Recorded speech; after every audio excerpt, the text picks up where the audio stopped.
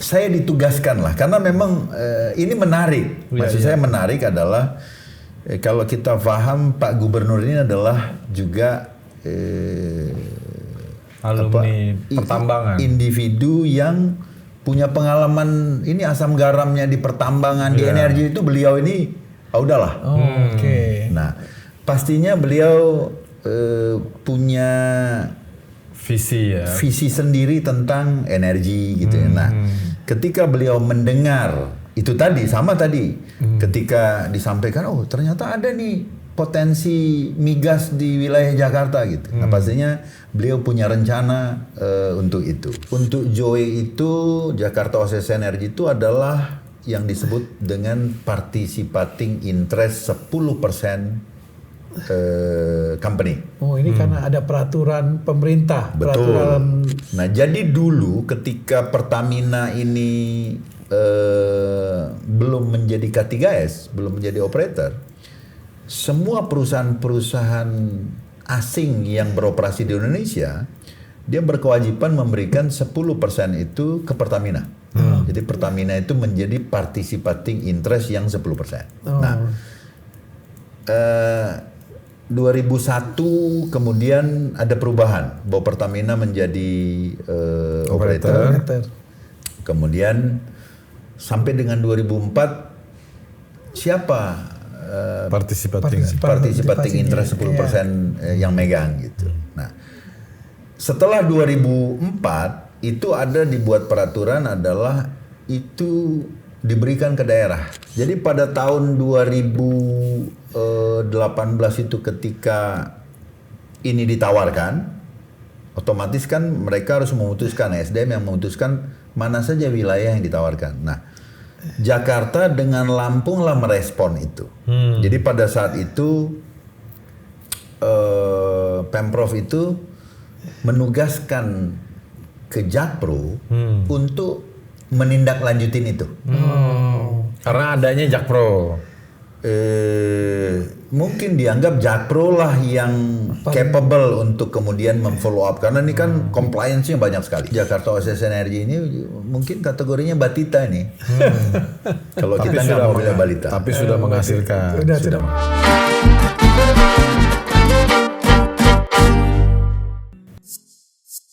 Jumpa lagi di channel The Tamrin bersama saya Iyo dan Erwin. Kita kedatangan tamu nih. Kedatangan tamu. Kira-kira apa nih tamu yang kita undang hari ini nih? Sesuatu yang gue belum tahu, benar-benar baru tahu hari ini. Apa tuh? Jakarta punya minyak. Punya minyak maksudnya? Punya pengeboran minyak. Punya tambang minyak. Punya tambang minyak. Jakarta. Di mana? Tambang minyaknya? Di Kepulauan Seribu. Oh, di Kepulauan Seribu, lepas pantai berarti ya. Lepas pantai. Oke. Tapi ntar juga kita seru, sebenarnya Jakarta bisa ngebor gas loh. Ada juga gas. Ada juga. Oke. Jadi Jakarta bukan cuma penuh SPBU, tapi punya tambang minyak juga ya. Minyak juga. Oke, pemirsa, kita hadirkan hari ini bersama Bang Astar Simorangkir dari Jakpro, tapi ini anak usahanya Jakpro ya. Usahanya Jakpro. Namanya Jakarta Oasis Energy. Oh, Jakarta, disingkat jadi JOE. JOE apa JOE bilangnya? JOE. Kayak nama jalan di itu tuh ya, di dekat Tanjung Barat ya. Ada JOE. jalan JOE kan. Anak selatan susah. Apa kabar Bang Astar? Terima kasih sudah mampir. Siap Bro Erwin. Gimana ceritanya tuh Bang Astar? Beneran Jakarta punya tambang minyak? Iya, jadi di wilayah pantai utara Jakarta itu di sekitar Pulau Seribu itu sebenarnya dari pertengahan tahun 60 itu di situ ada potensi migas. Jadi awalnya itu perusahaan International Oil Company namanya Ayapco itu mereka lah yang mengelola migas di sana. Dari mana tuh Ayapco? Ayapco itu perusahaan Amerika. Amerika. Okay. Nah kemudian ada perusahaan berikutnya Maxus. Nah kemudian CNOOC itu China National Oil Company. Nah kemudian tahun 2018 kemudian Pertamina. Jadi Pertamina Hulu Energi itu yang mengambil alih blok itu, kemudian mereka yang mengelola. Itu diambil alih karena kontraknya sudah selesai. Sudah habis. Oh, sudah habis. Jadi berapa tahun tuh? Dari tahun 60. dari tahun 65 sampai dengan 2018.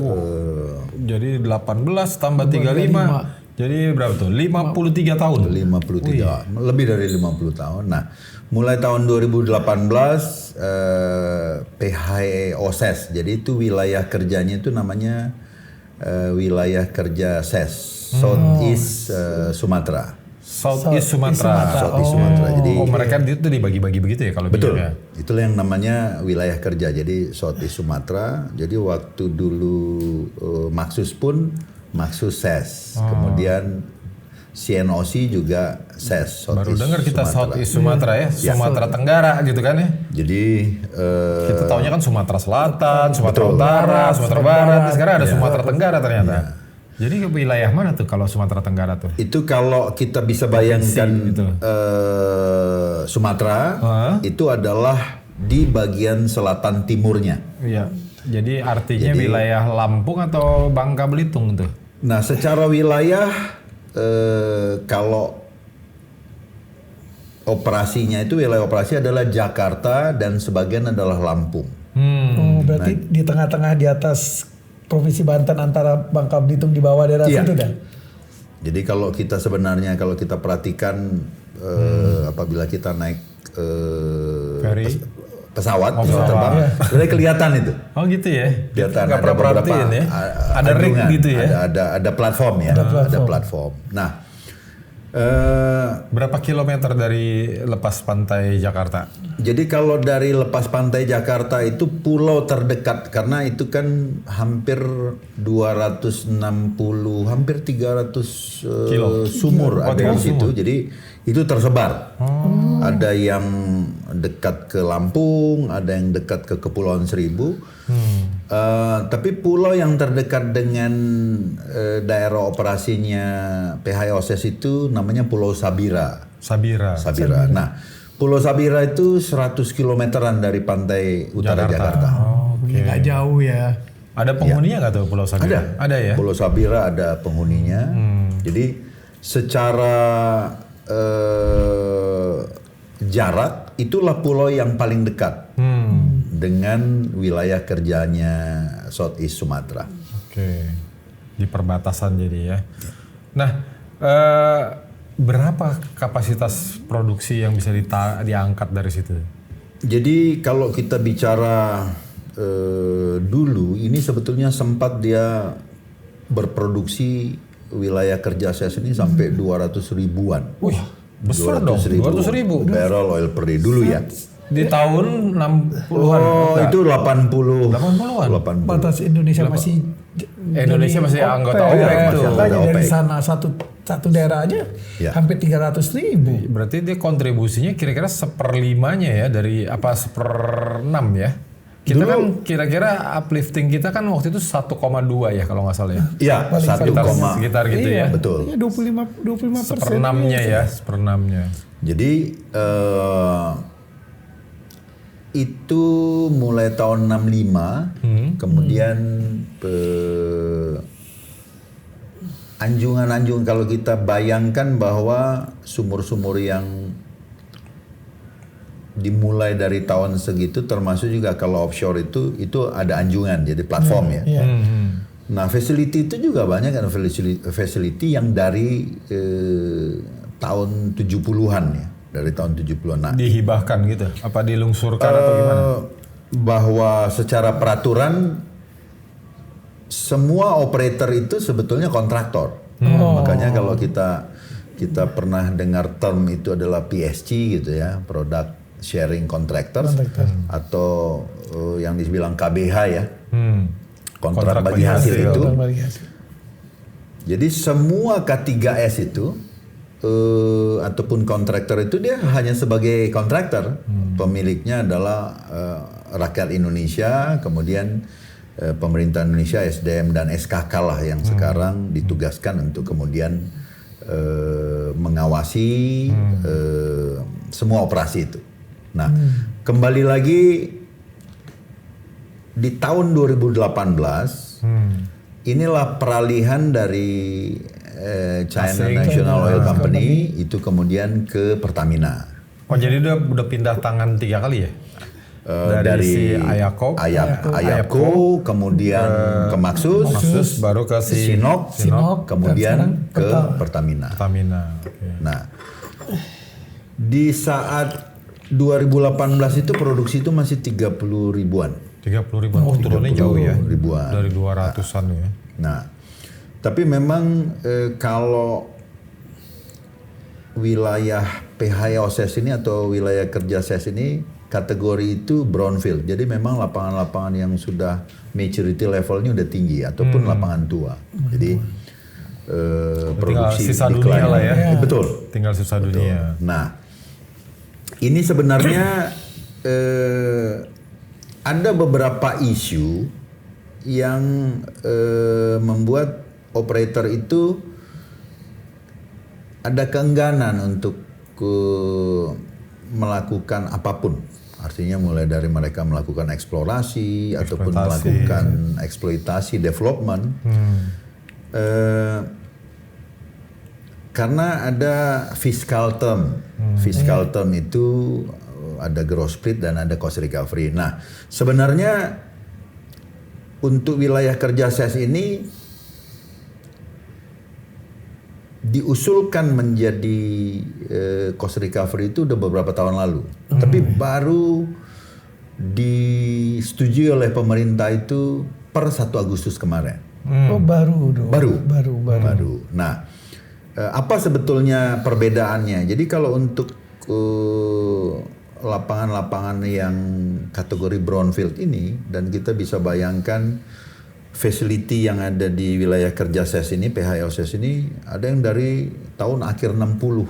Yang tadi kita hitungkan lebih dari 50 tahun. Nah, otomatis ada fasilitas produksinya itu yang harus diganti. Nah, otomatis ini kan biaya yang besar. Nah, dengan fiscal term cost recovery itu akan meringankan bebannya operator. Nah, jadi harapannya kalau sekarang misalnya kita bicara produksi dari wilayah kerja SES itu sekitar 18.000 barrel oil per day. Nah, pertanyaannya, apakah hanya segitu? Apakah bisa lebih? Jadi projection dari operator itu mereka sampai, karena ini sampai dengan 2038. Oh oke. Sampai dengan 2038. Ini sampai 2038. PHYOSES-nya. Benar-benar habis. Sampai. Jadi kontraknya. Kontrak. Jadi Kontrak, ya. biasa itu 20 tahun ya. Jadi 20 tahun berarti dari 2018 kemarin kemudian sampai dengan 2038. Nah, operator sudah melakukan projection. Banyak yang akan dilakukan, ada namanya menggunakan teknologi enhanced oil recovery, bagaimana meningkatkan produksi itu dengan teknologi. Jadi ada EOR gitu ya. Kemudian apa tuh, lebih dalam lagi atau gimana? EOR itu kira-kira dia menggunakan surfaktan. Jadi ada fluid yang dimasukkan, kemudian itulah yang akan membawa hidrokarbon itu ke permukaan. Oh, dipancing itu begitu ya? Dipancing kalau zaman kita. Jadi nempel gitu ya, ngikut ya dia. Ditarik. Kenapa itu dilakukan? Karena memang di sana ada, kalau ini istilah ini teknis banget, disebutkan bahwa formation pressure-nya itu sudah rendah. Selesai. Jadi nggak akan runtuh gitu ya? Nggak akan nyembur kayaknya. Nggak nyembur. Jadi kalau orang itu kalau kita Coca-Cola biasa risiko produk dibuka dia nyembur gitu kan. Ini karena ada pressure-nya sudah mulai habis. Nah, otomatis dia perlu melakukan sesuatu. Jadi di sana itu tipikal menggunakan ada namanya pompa. Jadi ESP itu electric submersible pump. Jadi untuk Pompa celup lah ya, dibilangnya pompa celup. pompa celup. Kalau di Sumatera itu kalau onshore biasa kita lihat pompa angguk itu hampir sama tuh. Jadi dibantu oleh pompa. Nah, operator itu masih cukup optimis bahwa masih banyak yang bisa dilakukan untuk menaikkan. Nah, yang jadi persoalan adalah kita bicara adalah cost-nya. Karena harus mengganti reinvest lah ya. Tapi ya berarti daerah situ kan sebenarnya masih banyak minyak yang bisa diambil kan. Kira-kira emang masih berapa bang cadangannya di situ? Jadi sebenarnya kan ada satu situasi yang membuat ini saya melihat dari luar adalah ada quote-unquote itu keengganan untuk kemudian melakukan apakah eksplorasi, melakukan sumur-sumur development. Karena jumlahnya kecil. Karena termnya itu masih gross split. Oh, masih gitu. Bedanya apa coba? Kalau gross split sama... Nah, kalau gross split itu kira-kira K3S itu diberikan keleluasaan untuk kemudian melakukan eksplorasi. Bentar nih, K3S nih biar nggak banyak yang bingung nih, bukan kelompok 3 suara ya, dulu kan ada tuh kelompok 3 suara. Apa nih? Jadi K3S itu adalah kontraktor kerjasama. Ya, jadi kontrak kerjasama. Kontraktor kontrak kerjasama K3S. Kalau supaya apa ini K3S gitu ya. Iya. Jadi, nah Pertamina tuh contohnya K3S. Pertamina, Ayapko tadi K3S. Ayapko kayak gitu. Jadi kalau dulu kita bilang ini oil company-nya, perusahaan minyaknya gitu. Konoko gitu ya. Konoko, kemudian BP gitu ya. Termasuk juga kalau kita bicara Pertamina itu adalah K3S. Jadi Pertamina sebagai K3S juga Pertamina untuk bisnis yang lain. Tapi ini spesifik. Nah, K3S itulah kontraktor yang diberikan izin oleh pemerintah untuk mengelola, mengeksploitasi WK itu wilayah kerja. Makanya kita bisa lihat ada PHE ONWJ, ada PHE OSES dan lain-lain gitu. Nah, kembali lagi ke pertanyaan tadi adalah bedanya ya. Bedanya gross split. Jadi kira-kira untuk dapat memahami secara singkat aja. Nah, kalau gross split itu si kontraktor tadi dia melakukan rencana untuk eksplorasi, pengembangan dan lain-lain itu atas biaya mereka sendiri. Kemudian akan mendapatkan hasil splitnya itu akan lebih besar ke mereka.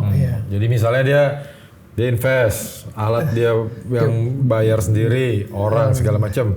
Dia tarik minyak dapat 1.000 barel nih. Baginya gimana? Splitnya itu akan lebih besar. Jadi kalau dengan cost recovery itu tipikal tuh, ada yang 85-15, 75-25. Kalau cost recovery, gross split. Kalau cost recovery, nah gross split itu akan lebih besar dari itu. Bisa 98 gitu. Oh enggak, jadi si ada 40-60 gitu. 40-60. Pokoknya istilahnya pulangin modalnya dulu lah, kira-kira bahasa gampangnya gitu lah. Nah tapi semua itu kan tadi 85 itu pemerintah negara 85. Kalau cost itu negara 85, 15 itu kontraktor, itu cost recovery.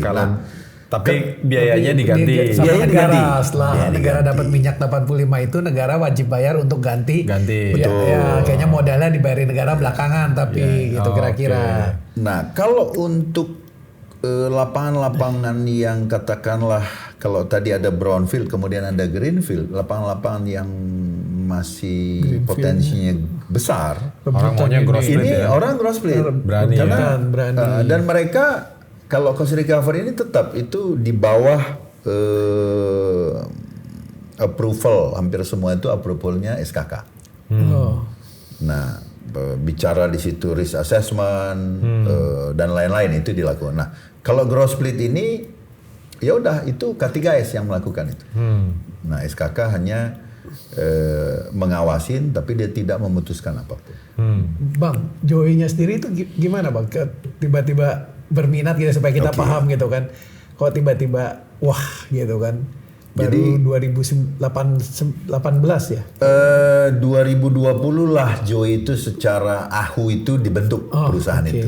Nah, kita kembali di sebelum tahun 2001. Jadi sebenarnya untuk Joy itu Jakarta OCC Energy itu adalah yang disebut dengan participating interest 10% company. Oh, ini karena ada peraturan pemerintah, Betul. peraturan menteri ini berarti atau Sebetulnya kalau kita kembali, kalau sekarang PI 10% itu dibunyikan oleh Permen.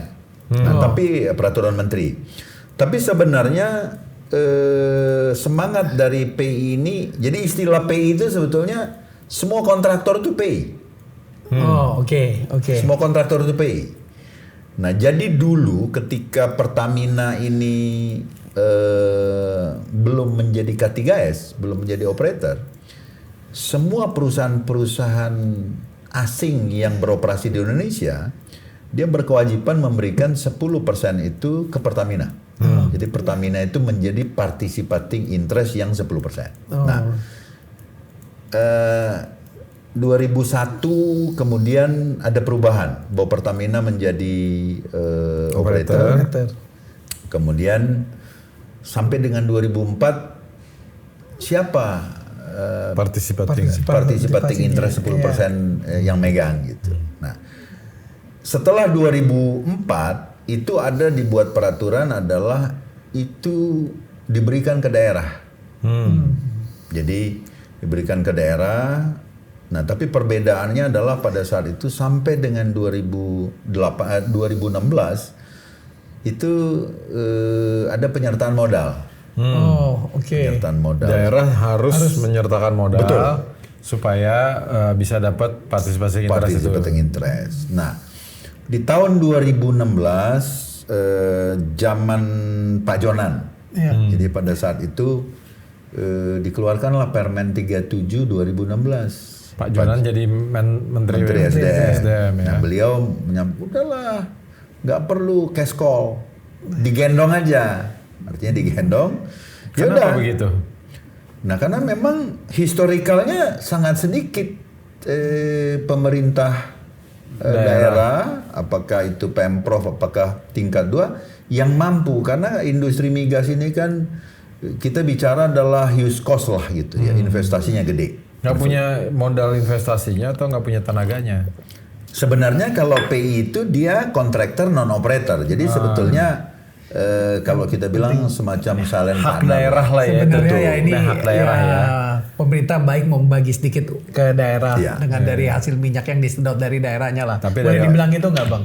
Dari operator, bagian operator, Bagian bukan operator, bukan bagian negara. dari bukan negara. Gitu. Itu salah satu niat baik itu. Karena sebenarnya kalau kita lihat secara komprehensif adalah bagaimana mempersiapkan daerah itu mengerti bisnis hulu migas.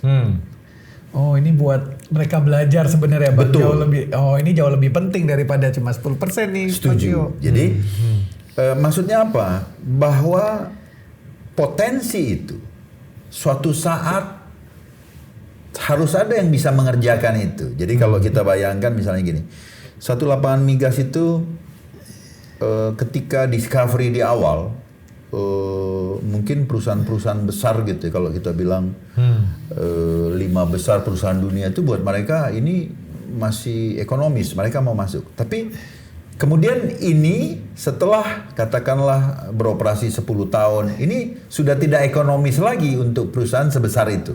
Maka dia akan mengembalikan itu ke pemerintah, kemudian pemerintah akan cari kontraktor mana yang mau. Nah, sampai satu titik wilayah, misalnya kita melihat wilayah kerja SES ini, katakanlah PHE menganggap itu masih ekonomis, potensi di angka produksi 18.000 sampai 20.000.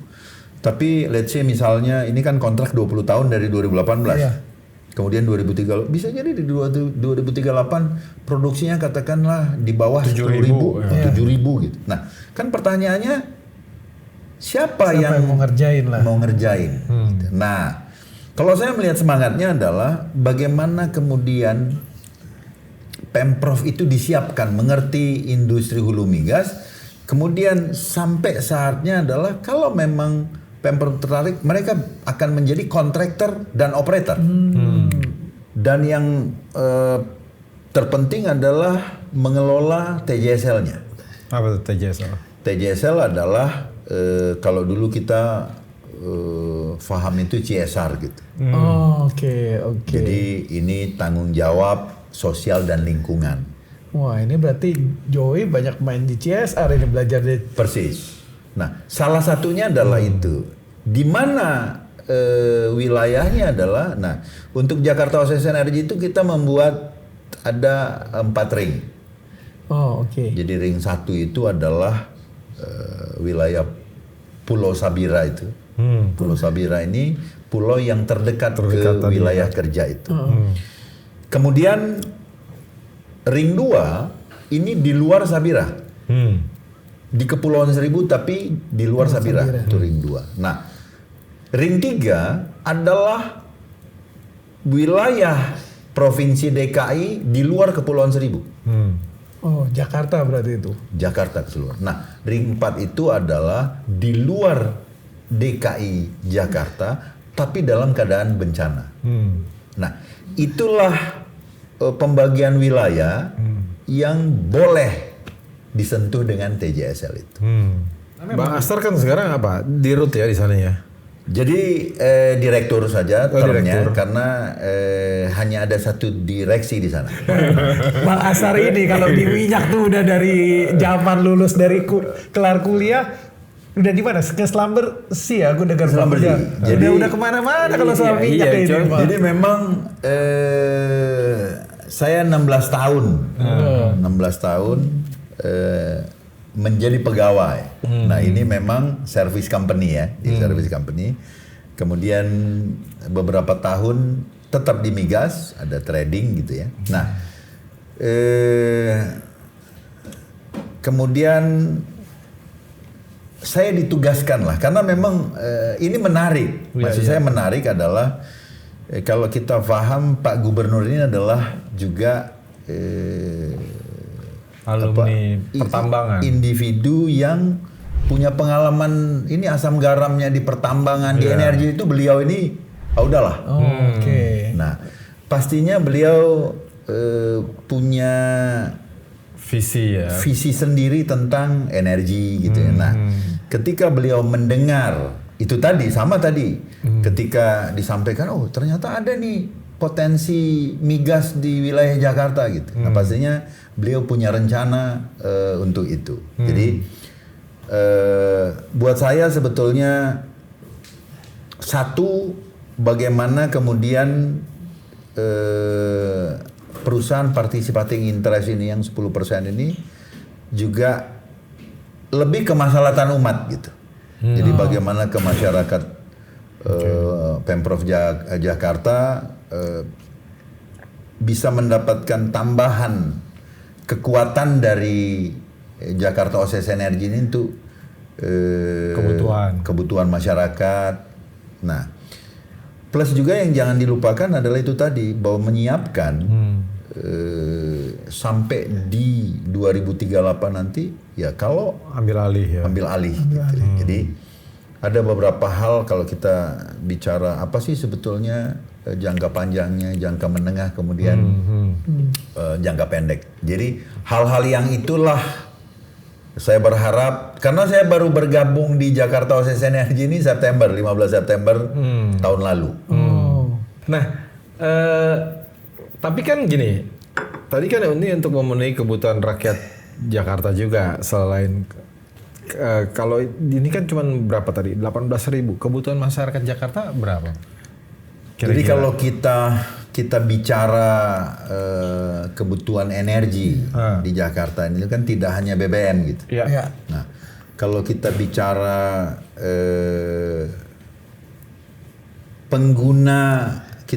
pengguna BBM di Jakarta saja, itu mungkin kita harus memahami itu bisa jadi masyarakat Jabodetabek gitu. Ya, ya. Nah itu besar sekali. Berapa kira-kira tuh Bang? Sehari berapa? Fluktuatif. Kalau sekarang kira-kira gini, kita kan kebutuhan BBM kita ini ekuivalen juga dengan gas itu sekitar 1,7 juta barrel Per hari? per hari. Indonesia. Indonesia totalnya. Ya. Nah kalau kita bicara Jakarta, untuk Jakarta Jabodetabek. mungkin Jabodetabek sampai 20% itu diserap. Oh 20% ya? 20%. Luar biasa. Berarti sekitar 340 ribu barel. 340 ribu lah satu barrel itu sekitar 159 liter kalau kita konversi. Nah, jadi kalau kita kembali ke situ, memang Kalau kecil ya, masih jauh gitu masih loh, jauh, dengan masih kebutuhannya. jauh. Karena memang kalau kita bicara produksi minyaknya Indonesia sendiri kan kita bicara 900 ya, udah turun dikit. Enggak, 600 makanya 600.000 makanya turun banyak. turun banyak. Jadi memang tadinya kita adalah Net anggota OPEC, eksportir, ya. nah, sekarang ya kita Net importir. importir. Itu kan tapi minyak yang diangkat itu kan nggak otomatis langsung diproses buat kebutuhan. Ini dijualnya kemana nih minyak yang diangkat? Jadi Diproses di mana? minyak-minyak itu kalau dari case-nya dari PHLSS itu langsung ke kilang Pertamina. Pertamina. Jadi dijual Jadi, Pertamina, Pertamina yang proses. Pertamina yang proses. Baru nanti distribusiin lagi. Betul. Jadi sebenarnya nggak otomatis langsung dong. Oh, Kalau enggak. kita 18.000 kebutuhan Jakarta 300.000, nggak bisa bilang ke Pertamina, gue punya deposit 18.000 ya, gitu. Nggak gitu kan? Jadi case-nya itu akan diproses di kilang, kemudian kebutuhan-kebutuhan itulah didistribusikan Oleh Pertamina. Oke. Nah, sebenarnya kalau buat saya yang bagaimana kemudian masyarakat Jakarta sebanyak mungkin harus tahu ini bahwa kita juga punya Minyak ya. minyak punya di gas. wilayah utara itu dan juga gas. Jadi untuk case wilayah kerja SES ini, Southeast Sumatera ini, kita ada dua. Jadi 10% itu sebenarnya kita bagi dua dengan Lampung. Oh, karena sebagian wilayah Lampung ya. Betul, sebagian wilayah Lampung itu 5% ke Jakarta, 5% ke Lampung. Siko bagi dua tuh ya. Siko bagi dua. Siko bagi dua. Ya. Oke. Nah, selain itu ada nggak sih sebenarnya? Kita sumur-sumur Jakarta ada lagi nggak selain di situ? Potensi ya. Bicara potensi sebenarnya kan yang harus difahamin ini ada permukaan gitu. Sebetulnya reservoir itu kan subsurface. Ya. Jadi di utara Jakarta itu pun sebenarnya ada reservoir gitu ya. Ada reservoir itu yang bukan di wilayah kerja SES, tapi sebenarnya itu ada di wilayah Jakarta. Nah, kemudian kalau kita ke arah selatan, itu pun ada itu bahkan sumur di sekitar Keranggan itu ada Oh di darat nih. di darat. Di Jakarta Sumur minyak. Timur tuh. Keranggan Jakarta Timur. Jakarta Jakarta Timur. Timur. Jadi kalau ditanya kecuali itu pastinya ada. Ada tuh ya. Pastinya. Kalau yang di Keranggan tuh dia ada 3 sumur, satu sumur itu di wilayah Jakarta. Yang dua, Yang 2 di wilayah Bekasi, oh Bekasi. kota Bekasi. Perbatasan berarti ya. Betul. Jadi kalau reservoir itu kan dia nggak ngelihat provinsinya, bisa jadi satu Iya, lamparan itu di dua. Bisa ke sana tuh. kemana-mana. Nah, kok ini DKI belum ambil bagian Nah, participating di situ? untuk itu belum. Belum. Nah, jadi sebenarnya harusnya DKI, karena kalau buat saya apabila itu diproduksi secara kebutuhan Jakarta itu bisa kita, jadi istilahnya in kind ya. Jadi dari sumur gas itu kemudian itu sesimpel adalah dihubungkan dengan pipa, kemudian distribusi ke masyarakat. Oh itu hanya gas ya kalau yang di Keranggan Itu itu? gas. Nggak ada minyaknya ya? Gas well. Jadi Bang, jadi sebenarnya potensi sumber daya energi di Jakarta itu Gimana Bang besar? Kita mau bicara Jakarta jadi kota global nih. Kalau Abang Cita itu berarti besar juga sebenarnya dong. Mencukupi nggak untuk kebutuhan Jakarta sebenarnya? Ya kembali lagi kalau saya lihat pastinya kebutuhan Jakarta itu tidak bisa dicukupi oleh potensi migas Jakarta pastinya dari luar. Nah tapi saya melihat adalah bagaimana potensi migas ini sebesar-besarnya untuk masyarakat. Jadi kadang-kadang saya berpikir gini, sama dengan di wilayah kerja SES ini. Jadi kesepakatannya dengan PHYOSES itu adalah sebenarnya kita bisa in kind. Kita mengambil hasil gitu ya. Ataupun setelah dihitung kemudian kita dapat transfer, kira-kira bahasa gampangnya seperti itu. Nah, saya berpikir sebetulnya kalau kita punya gas, kemudian kita bisa hubungkan ke pipa, kemudian kita distribusikan, misalnya ke Rusunawa ataukah ke Langsung ke masyarakat. langsung ke masyarakat. Karena yang dilakukan sekarang kan persoalannya adalah memindahkan gas, katakanlah yang sekarang source paling besar itu misalnya Tangguh gitu ya. Itu kan di Jauh banget di Papua. Jadi bisa bayangkan dari Tangguh mau dipakai di misalnya Jakarta Selatan. Berapa sih logistik cost-nya? Satu hal logistik cost, yang kedua adalah gas ini kan beda dengan minyak.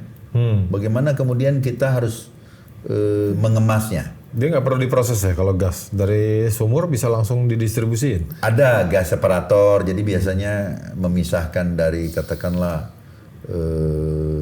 kadar airnya. Jadi ada itu gas separator namanya, jadi separation lah.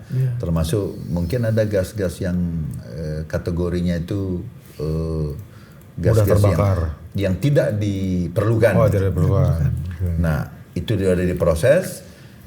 Kemudian kalau dari katakanlah Tangguh Bintuni sana bawa ke Jakarta, nah gas ini kan tidak gampang untuk ditransportasikan. Nah, yang kita mungkin sering teman-teman mendengar LNG gitu, liquid natural gas. Nah, di fasa gas itu dibuat menjadi cair, kemudian ini ditransportkan.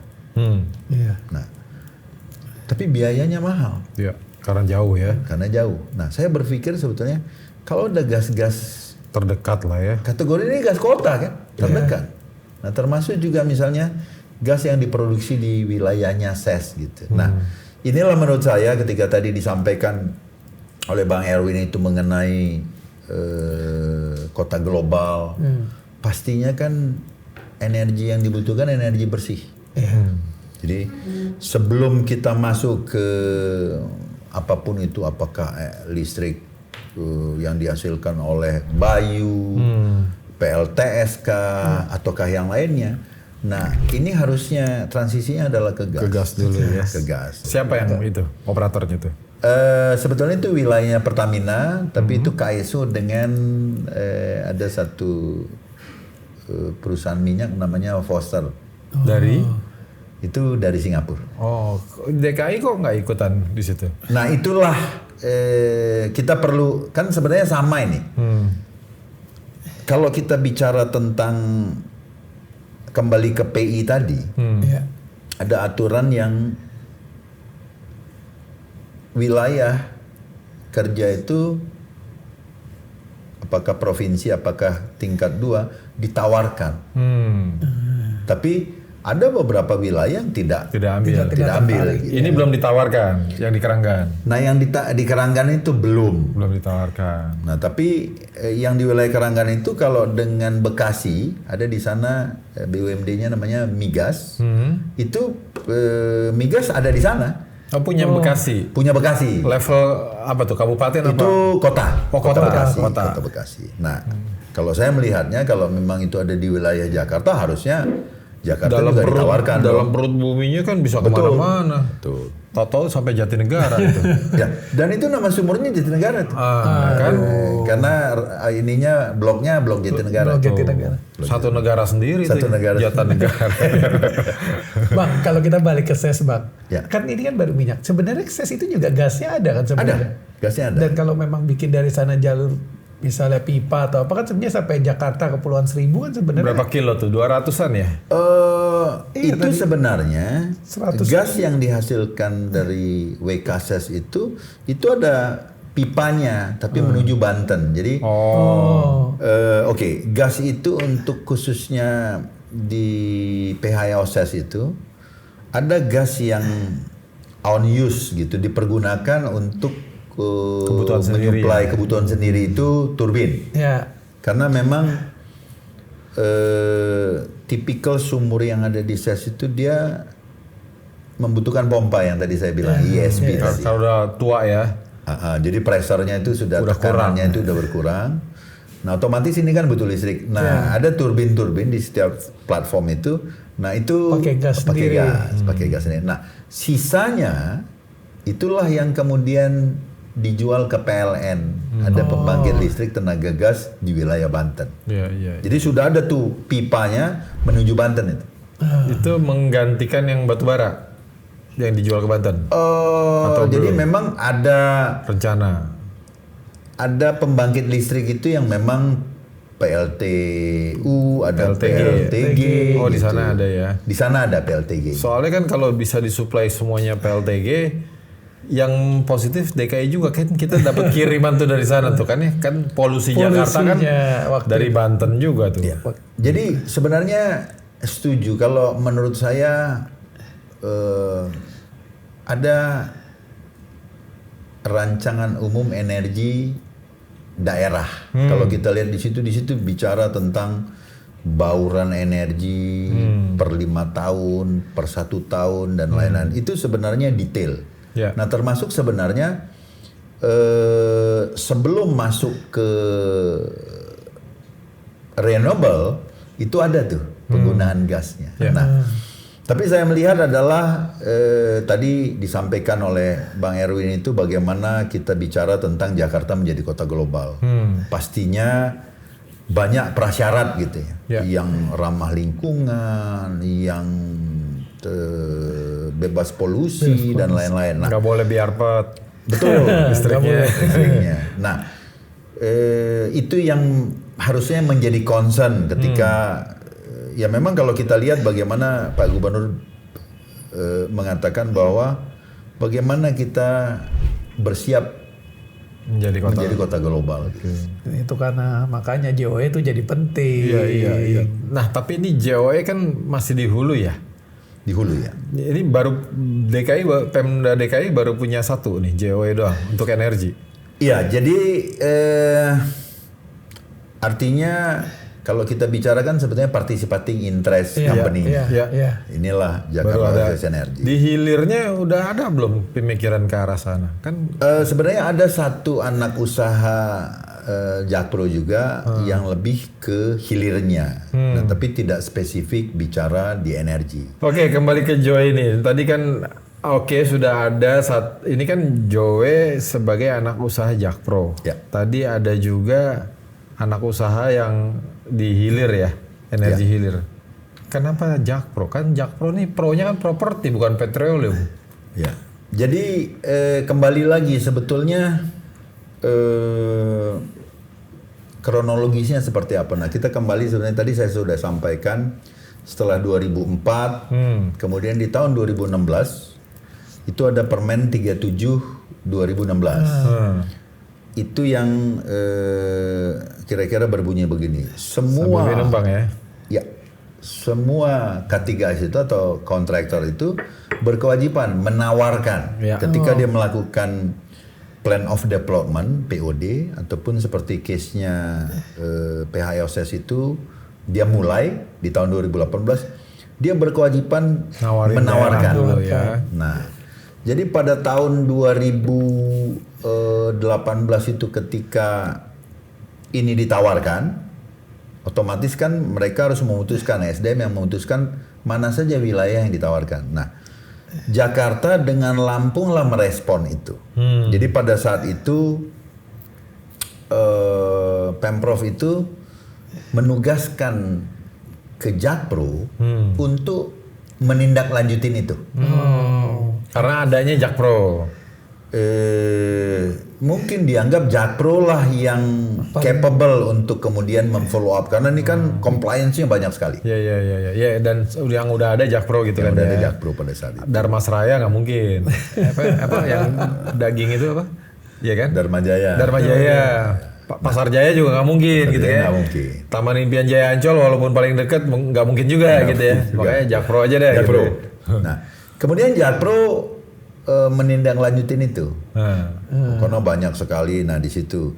Jadi Pemprov menyampaikan ke SKK bahwa Jakarta Siap lah. siap Oke. dan lain-lain. Nah di situ di bulan Juli 2020 lah Jakarta OSS Energi ini secara kumhamnya itu berdiri perusahaan. Ya. Jadi akta notarisnya 2020 Juli. Nah disitulah kemudian dimulailah proses itu. Berarti masih di era Gubernur Anies ya? Anies. Ya, 2020. Nah kemudian ini menjadi anak usahanya Jakpro. Di tahun 2020, 2021, 2022 ini berproses lah. Ya.